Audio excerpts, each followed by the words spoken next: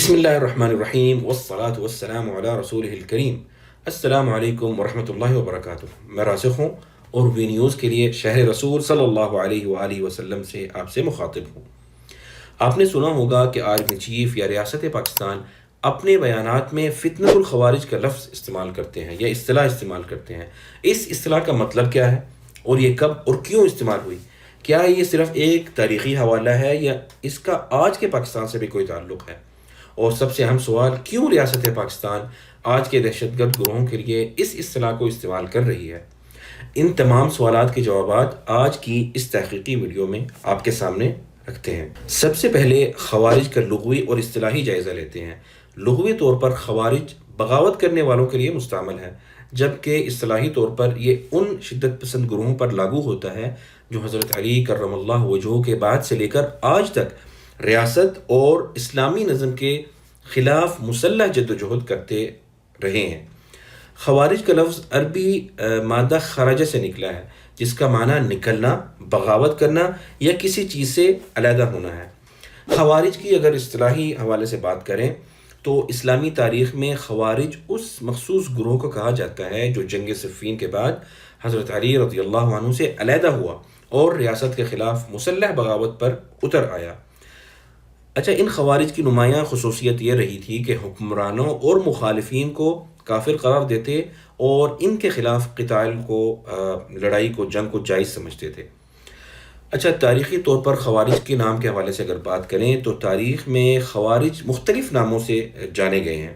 ایک نام تو ان کا خود ساختہ رہا ہے جو کہ عربی زبان میں الشراء تھا، جس کا مطلب ہے جان کو بیچنے والے لوگ۔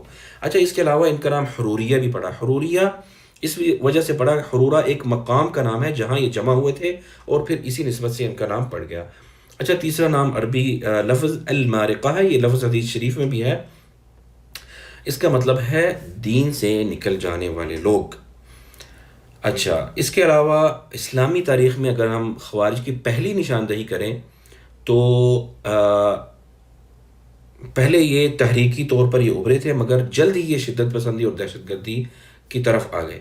اچھا، ان کی جو ابتدائی شناخت اس وقت سامنے آئی جب ایک شخص ذو الخویصرہ التمیمی نے نبی کریم صلی اللہ علیہ وسلم پر غنیمت کے تقسیم کے دوران اعتراض لگا دیا اور کہا، اے محمد، انصاف کرو، تم نے انصاف نہیں کیا۔ اس پر نبی کریم صلی اللہ علیہ وسلم نے فرمایا، اور یہ حدیث شریف میں ہے، اس کی نسل سے ایسے لوگ پیدا ہوں گے جو قرآن تو پڑھیں گے مگر وہ قرآن ان کے حلق سے نیچے نہیں اترے گا، یعنی وہ بے عمل ہوں گے، اور وہ دین سے ایسے نکل جائیں گے جیسے تیر شکار سے نکل جاتا ہے۔ خوارج کی بغاوت اور ریاست کے خلاف جنگ کی بات کریں تو خوارج کا اصل ظہور حضرت علی رضی اللہ عنہ کی دور میں ہوا۔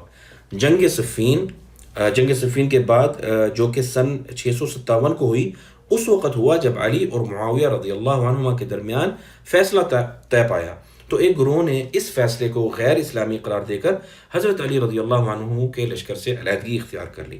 اچھا، ان کا نعرہ تھا لا حکم الا للہ، یعنی فیصلہ صرف اللہ کا ہے۔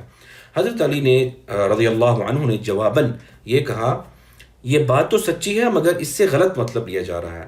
یہی گروہ بعد میں حضرت علی رضی اللہ عنہ اور ریاستی نظام کے خلاف مسلح جدوجہد پر اتر آیا تھا، اور ان کا علاج جنگ نہاروان میں جو کہ سن 658 کو ہوئی، حضرت علی نے انہیں سختی سے کچلا، تاہم یہ تحریک مکمل طور پر ختم نہ ہوئی، اور بعد میں خلافت امویہ اور خلافت عباسیہ کے خلاف بھی خوارج نے مسلسل بغاوتیں کی۔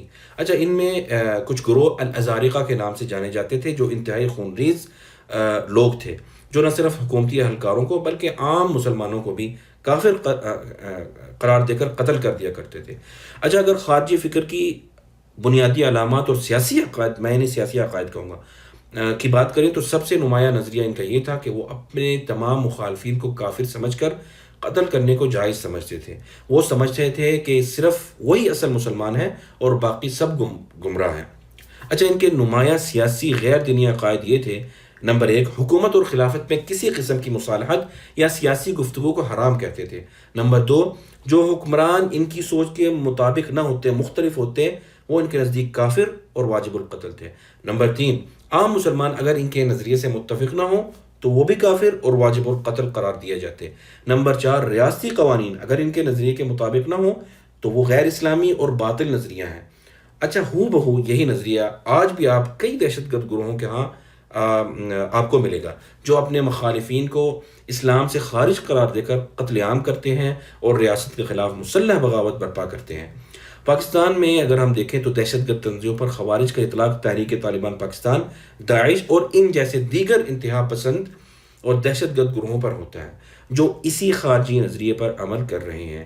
یہی وجہ ہے کہ پاکستانی فوج اور ریاستی ادارے انہیں خوارج قرار دیتے ہیں، اور اس نام پر کوئی شبہ نہیں، کیونکہ ان خوارج کے کام اور سیاسی عقائد وہی ہیں جو خوارج کے تاریخی طور پر رہے ہیں۔ ان کا کام بے مقصد فتنہ پھیلانا اور امت مسلمہ کی جسم کو زخموں سے چور کرنا ہے۔ گو کہ یہ کام اپنے زون میں دین کے لیے کر رہے ہوتے ہیں، مگر در حقیقت تاریخی طور پر دین و ملت کے خلاف ہونا ان کا ایک مسلم حقیقت ہے۔ یہی وجہ ہے کہ حضرت علی اور حضرت معاویہ رضی اللہ عنہما نے انہیں کچلنے کو ہی ترجیح دی۔ لہٰذا اپنے آپ کو، اپنے معاشرے کو، اپنے وطن کو اور اپنے بچوں کو ایسے گروہوں سے دور رکھیں جو دین و ملت اور وطن اور آپ کے دشمن ہیں۔ والسلام۔